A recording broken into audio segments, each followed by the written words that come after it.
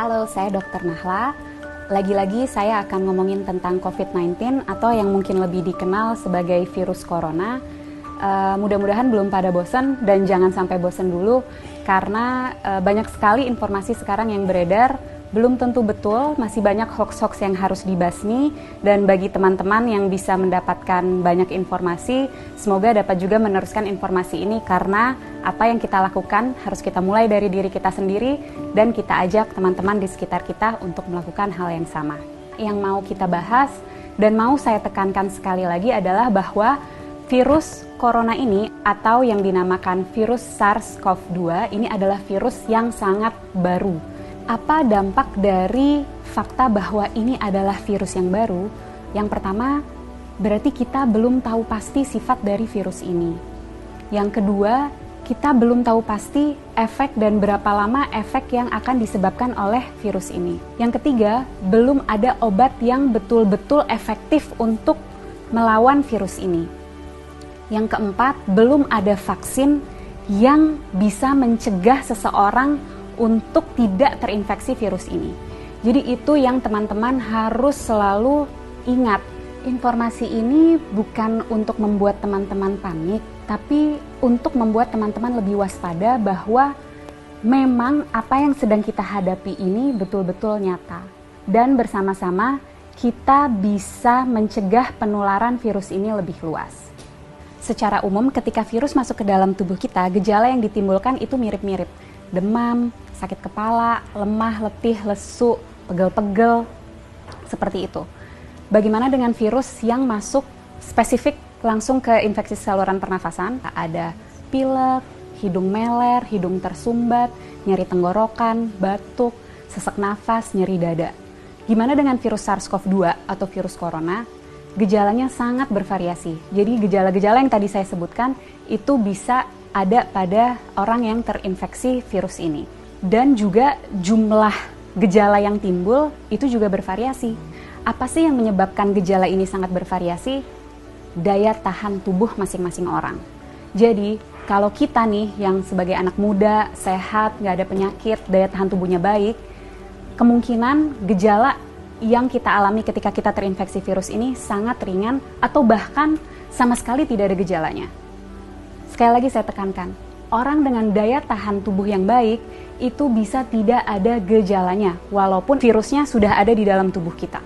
Dan orang dengan daya tahan tubuh yang baik, dia mampu menyembuhkan dirinya sendiri karena pada dasarnya virus itu memang self-limited disease. Jadi daya tahan tubuh kita sendiri bisa membasmi virus itu. Bagaimana dengan orang-orang dengan daya tahan tubuh rendah? Tentunya akan dapat mengalami gejala yang lebih berat. Bisa sampai sesak nafas, bahkan bisa sampai menyebabkan kematian. Siapa saja sih orang-orang yang kita tahu daya tahan tubuhnya rendah? Yang pertama, orang tua yang usianya di atas 60 tahun. Yang kedua, orang-orang dengan penyakit penyerta. Penyakit penyerta itu apa? Jadi penyakit yang biasanya lagi-lagi ada di orang tua, seperti kencing manis, darah tinggi, sakit jantung, sakit ginjal, sakit paru, sakit liver, kanker, dan lain-lain. Nah, orang-orang inilah yang akan sangat menderita ketika dia terinfeksi oleh virus SARS-CoV-2 atau virus corona ini. Untuk kita yang daya tahan tubuhnya baik, ketika kita terinfeksi virus ini, kita bisa hanya dengan meningkatkan daya tahan tubuh kita, terus kita bisa melawan virus ini. Tapi bagaimana dengan orang-orang dengan daya tahan tubuh rendah? Itu yang harus kita pikirkan. Itu yang harus kita cegah supaya mereka tidak tertular virus ini.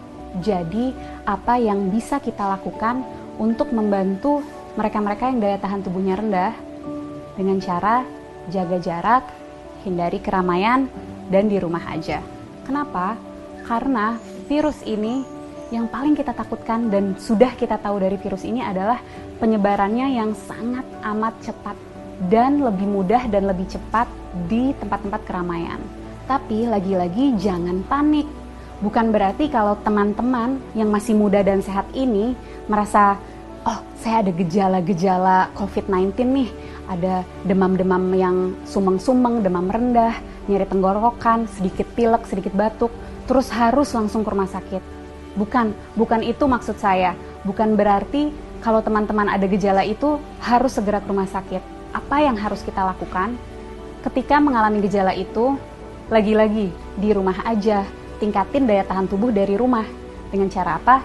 Istirahat yang cukup, tidur malam yang cukup, 7-9 jam, makan makanan bergizi, minum air yang banyak, kalau bisa lakukan olahraga atau aktivitas ringan di rumah. Kenapa untuk kita yang muda dan sehat ketika mengalami gejala-gejala penyakit COVID-19 lebih baik di rumah aja dan nggak perlu ke rumah sakit? Karena kita mau memastikan bahwa rumah sakit itu tetap tersedia untuk mereka yang betul-betul membutuhkan. Orang tua, orang dengan daya tahan tubuh yang rendah, dan orang-orang muda yang mengalami gejala berat seperti sesak nafas. Mereka itulah yang harus segera ke rumah sakit. Jadi kita pastikan rumah sakit memang untuk mereka yang membutuhkan. Kalau kita bisa di rumah aja. Bagaimana dengan kita yang tidak ada gejala? Sebaiknya tetap jaga jarak, hindari keramaian, dan di rumah aja. Kenapa? Karena seperti yang tadi sudah sempat saya jelaskan, orang dengan daya tahan tubuh baik bisa jadi tidak menimbulkan gejala apapun. Jadi kalau dari luar dia terlihat sehat, belum tentu tidak ada virus itu di dalam tubuhnya. Dan orang-orang tanpa gejala ini tetap bisa menularkan ke orang lain. Melalui apa? Misalnya, kita lagi ngobrol-ngobrol sambil makan, dia tersedak, batuk, virusnya banyak di situ. Atau lagi di mobil bareng, AC-nya kenceng banget, kedinginan, dia bersin, virusnya ada di situ. Penting untuk kita jaga jarak 1 meter untuk memastikan droplet yang keluar melalui batuk ataupun bersin tidak terkena pada kita. Penting sekali untuk kita untuk selalu cuci tangan dengan cara yang benar dan sering-sering untuk memastikan jika secara tidak sengaja kita menyentuh droplet itu, kita bisa membersihkannya. Dan yang juga penting, jangan menyentuh wajah dengan tangan kita yang belum bersih. Kenapa? Karena virus akan lebih cepat menyebar, lebih cepat masuk melalui mukosa mata, hidung, dan mulut. Penting untuk kita menghindari keramaian untuk memutus rantai penularan ini. Penting untuk kita di rumah aja supaya kita bisa terus meningkatkan daya tahan tubuh kita untuk dapat melawan virus ini. Bagaimana untuk kita yang tidak bisa di rumah aja, terpaksa harus bekerja di luar atau harus pergi keluar, tetap usahakan untuk menjaga jarak. Jaga jarak 1 meter dan usahakan sebisa mungkin menghindari keramaian.